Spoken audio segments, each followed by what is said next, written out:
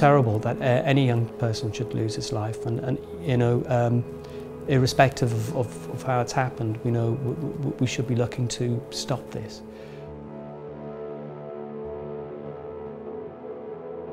Ben Kinsella was stabbed to death in 2008. He's one of many who've lost their lives to youth violence over recent years. In 2016 alone, there were over 32,000 knife crimes recorded. It's a small number, but what we've seen over the last few years, a growing number of young people who are considering carrying knives because they feel it will offer them protection, or they'll be safe. Only 3 likely outcomes if you carry a knife. You'll end up in prison, you'll end up seriously injured, or you'll end up dead.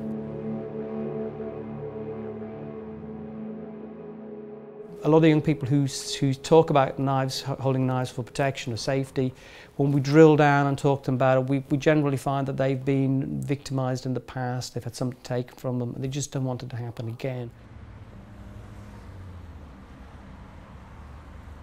It is a big issue for us. It hasn't been something that suddenly started. It's been around for a number of years. Over the past year, knife crime across London has increased by about 20%, and that's kind of replicated across the country. During the last 12 months, 27 young people died as a result of knife injuries, and 6 of those were under 18, so it's something that has a big impact on communities, and therefore it's a real priority for us from a policing point of view. Yeah, so I'm going to give you an idea of some of the knives that have been recovered. This is a Stanley knife, which is obviously got a smaller blade on it, and then bread knife from the kitchen, which is more obviously easily accessible from people's homes.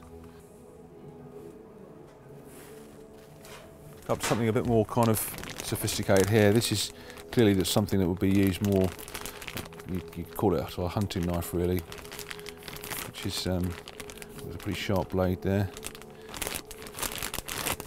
And then more of a kind of samurai sword type pressure with a long knife, and this was recovered just a couple of days ago actually, this one was. No, that was found on someone who had that down the back of their trousers. It's a myriad of challenges caused by a myriad of reasons, and unpicking it's quite complicated, but actually it's about vulnerable people. And it's about harm that may be caused or is being caused, and it's about trying to do the best we can to stop around that, rather than labelling everything. Drop the knife! Drop the knife! Drop the knife! Drop the knife! Drop the knife! Drop the knife! Those we have lost have no voice. But those of us who are left behind have. And so we need to make sure that we are heard. We have tried time and time again to get the message out. These young people have got to stop this. Because the thing is, it's killing our community, it's killing our kids. Yeah? And the families are just in pieces over this. When does it stop? That's all I'm asking. This is what we need. We need as a community to understand. It's not just me and everyone else standing there. Every one of you will go through this or could go through this unless we stand up and make this stop.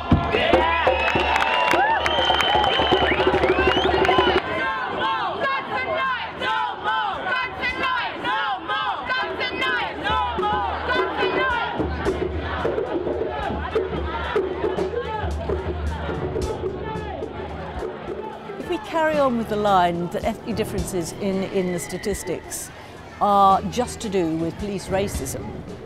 What we're telling black young people is you can never ever trust the police, you have to protect yourselves, and they're doing that in very difficult and dangerous areas where there is a small hard core of people who they know will not hesitate to use serious violence against them, their little brothers and sisters, their mums and so on. And if you can't go to the police, and no one's going to protect you, you have to protect yourself. And in doing so, you lay yourself wide open to what increasingly we've seen, and that is young people prematurely losing their lives to violence. And we just can't go on like that. instructions in.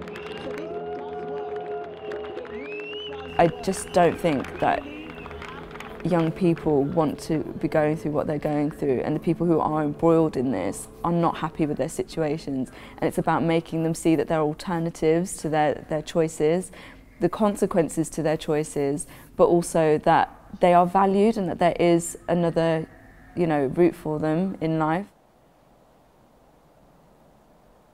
I think talking about it is a good start. Admitting that you have got these fears and these worries and that you're not feeling okay is a really good start, because if you don't talk about these things, that just only heightens your anxiety. And well-being is just so key to all of this, I think. Yeah.